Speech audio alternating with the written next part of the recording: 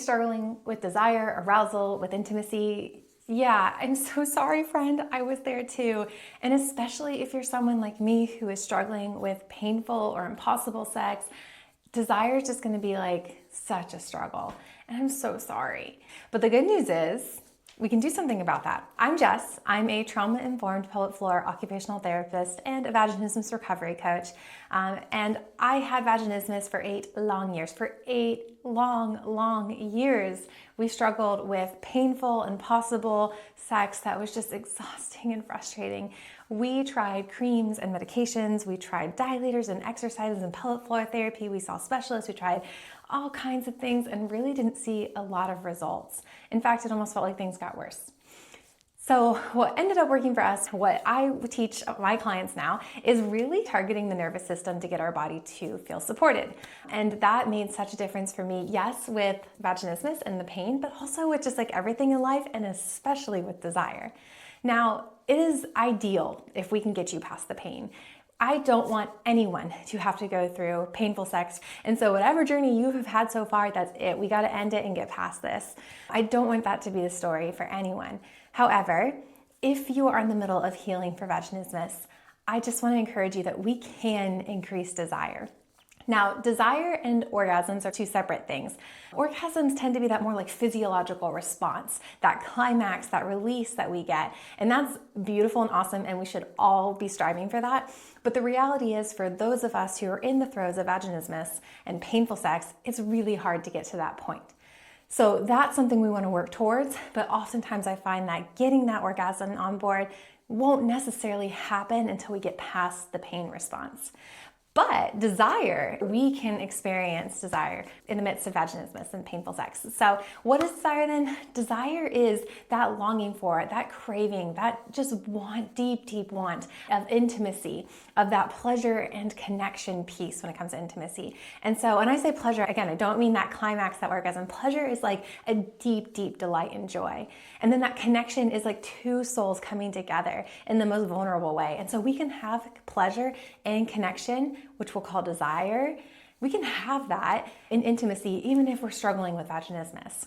And it will only increase the longer that we're together and as we grow in our desire.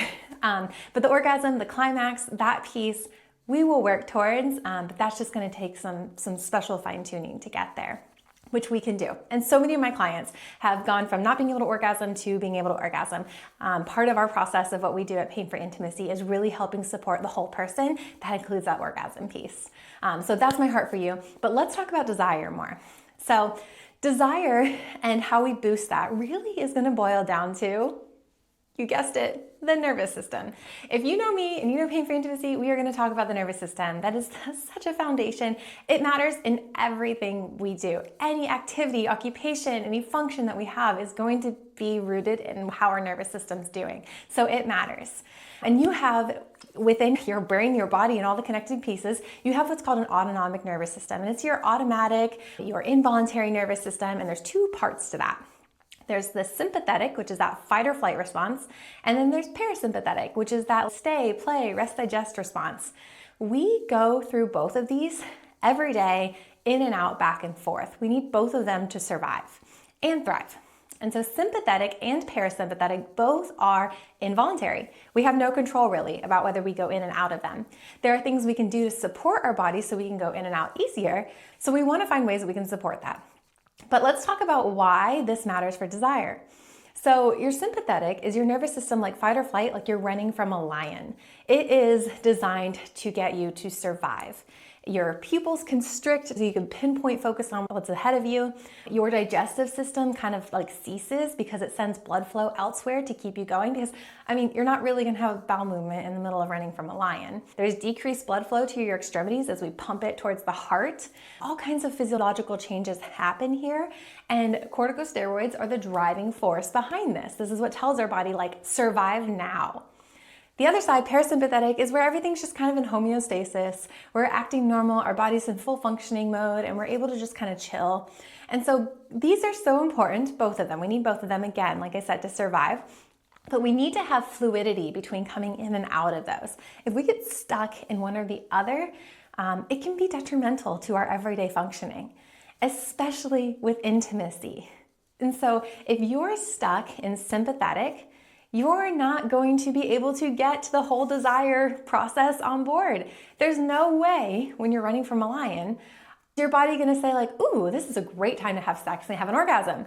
No, that part shut down. Corticosteroids take over and all of our sex hormones pretty much shut down.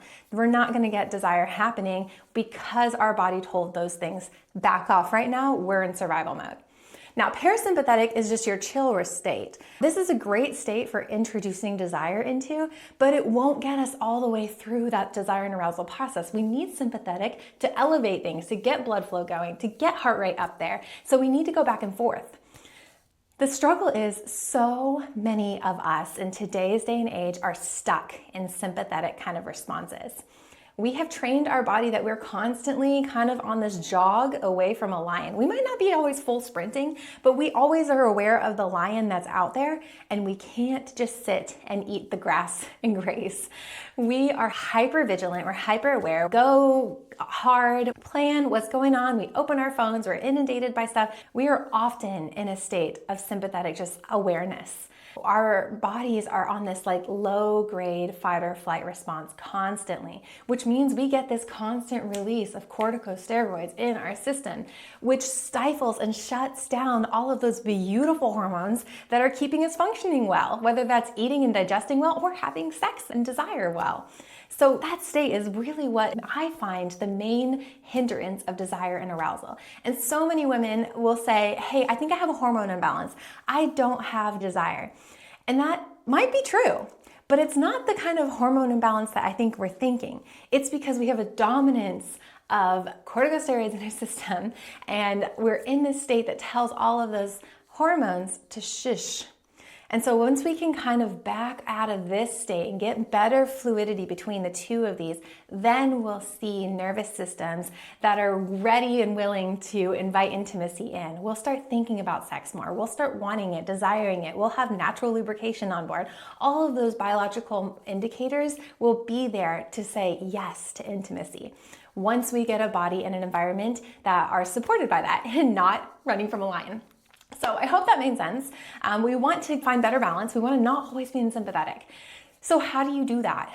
That's a good question. That is something I work very closely with my clients on. How do we find that balance and get that system working better? You can do all of the fun things that you might find online, like breathing and yoga or meditation or whatever, and that might be helpful. But the reality is adding in these little trinkets of things can maybe take the edge off, but they're not going to really overwhelmingly change the nervous system state. That takes kind of a deeper uprooting. And so we're going to have to work through the whole mind-body system. We're going to have to do with cognitive awareness. We're going to have to do some deeper soul work of what are our deeper fears and vulnerabilities. We're going to have to do some physical work. We're going to have to release some of that tension in our body so that our body shows up better. And so some of the things that we can do is I would encourage you to do bodily check-ins once an hour. Once an hour sounds like a lot, I know, but maybe at the top of the hour, set a little like charm on your phone or something to just say like, hey, check in with your body. And this doesn't have to be long. It can just be a minute of just like go from your toes to your head and just relax it all. Let go of your gut, unsqueeze your glutes, take a deep belly, like huge breath in and just come into your body. Doing that once an hour might help you realize how much you're just clenching and tensing throughout the day. And it's going to start cueing your body to do some of these more natural releases on its own. So you'll catch yourself when you're in that more tense mode. So the goal is to start bringing it to our awareness more when we're in that tense mode. So doing that is going to help us have that awareness, but it's also going to help us invite in that relaxation state so we actively let go of that tension. And then I would also encourage us to start thinking about intimacy in a positive way. Now, I'm not talking about like, oh my gosh, I'm gonna have sex tonight. I need to I just don't feel like it. I don't want to. Not that, but just kind of like, and it sounds silly, but as you're going for a walk in the woods, can you find a tree and leaves kind of situation that looks like genitals? Can you find things that really just kind of bring some blood flow, tingling awareness to your clitoris, to your body in a way that sparks arousal and desire. We want to start doing positive associations and thinking about it more, not dread. And so start exploring what it feels like to invite attention and blood flow to those erogenous zones, those areas that make us feel a little bit of tingles. Now, if you don't feel tingles, that's okay. Just visualize that because that's really going to help the brain and the body start connecting these pieces a little bit more to start seeing sex intimacy in a positive light. And then a really important piece is to make sex great. If sex is painful, shameful, disappointing, frustrating, makes you feel like you're lacking, all of those really hard things, your body will naturally not desire that. It takes work. Sex is not something that is like the movies.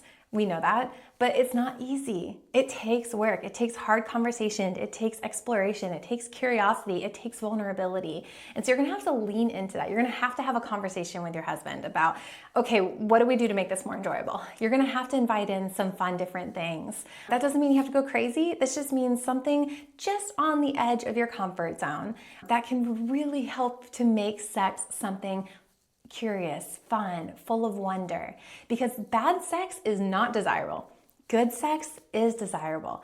Good sex does not have to equal orgasm, although if we want it to, good sex equals connection and pleasure together. So what can you guys do together to enhance connection and pleasure for both of you, but especially for you, my friend? Because if you're experiencing pain with sex, your body needs extra support. And so my encouragement would be to focus on your arousal, desire, and connection piece. He's gonna be okay. We want you to really flourish and thrive. So make sex super good for you. Find out what works for you. Find out what builds your confidence, builds your vulnerability, builds that connection for you, and lean into that. It's so worth it. So let's make this goal for this next month or so about sex being good for you. Explore that together, learn what that looks like, really lean into what desire looks like for you and how you can really boost that desire, get your nervous system regulated, think about sex in a positive way, come together in a way that invites in that safety, vulnerability, and connection piece for you, because you're worth it, and beautiful sex, the way God designed it to be for the female, is totally worth pursuing. So keep fighting for that. Do whatever it takes for your experience in the bedroom to be that glorious, beautiful way God designed it to be. And if struggling with painful sex is something that you're dealing with, we don't need to. Let's get past this. I would love to work with you to be able to get past the struggle of vaginismus and painful sex. It's what we specialize in pain-free intimacy, and it's what we've helped hundreds of women be able to get past and enjoy. And so schedule a free consultation at our website, painfreeintimacy.com, and we can chat more about what your story looks like and how we can get you beyond this, enjoying sex the way God designed it to be.